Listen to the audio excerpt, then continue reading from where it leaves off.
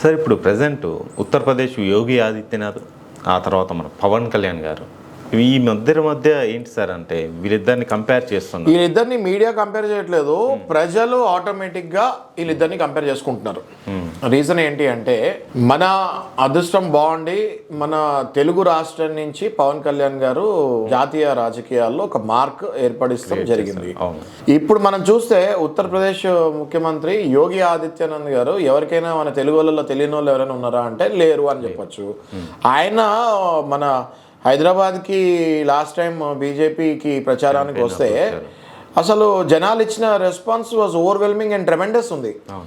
నేనే షాక్ అయ్యాను. ఈయన ఉత్తరప్రదేశ్ నుంచి వచ్చారు, సరే మనకంటే తెలుసు, ఈయన మనం కూడా కొంచెం అనాలిసిస్లో ఉన్నాం మీడియాలో ఉన్నాం అనుకుంటే, అసలు నార్మల్ జనాలకు కూడా యోగి గారు ఎవరో అందరికీ తెలిసినట్టే విజిల్లు, అరుపులు, కేకలు చూస్తాం జరిగింది.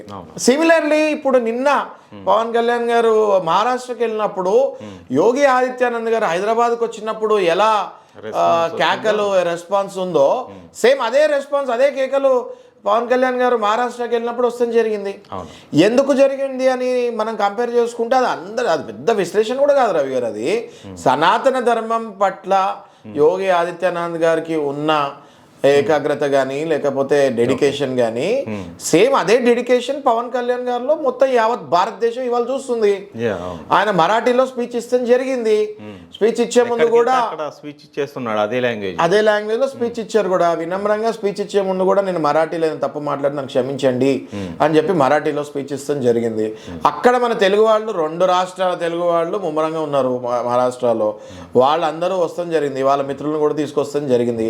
ఆ లోకల్ కార్యకర్తలు కూడా, ఎన్డీఏ కార్యకర్తలు కూడా వస్తాం జరిగింది. ఒకలాంటి పవన్ కళ్యాణ్ని అడాప్ట్ చేసేసుకుంది మొత్తం భారతదేశం మొత్తం పవన్ కళ్యాణ్ని అడాప్ట్ చేసుకుంది అని చెప్తాంలో నాకు ఏమాత్రం సందేహం లేదు. రాబోయే కాలంలో కాబోయే పెద్ద లీడర్ పవన్ కళ్యాణ్ గారు.